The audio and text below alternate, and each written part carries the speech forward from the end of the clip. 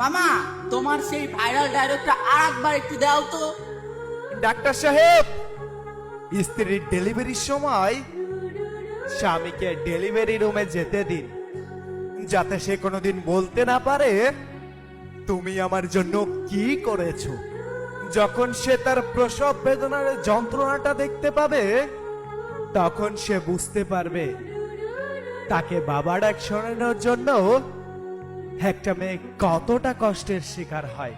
যে স্ত্রী মৃত্যুর সাথে লড়াই করে তোমাকে বাবা ডাক শোনানোর জন্য এতটা কষ্টের সম্মুখীন হয়, তাকে কষ্ট দেওয়ার অধিকার তোমার নাই।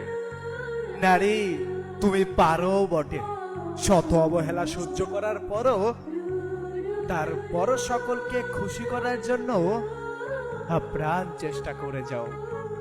সবকিছু কত সহজেই ভুলে যেতে পারো তুমি।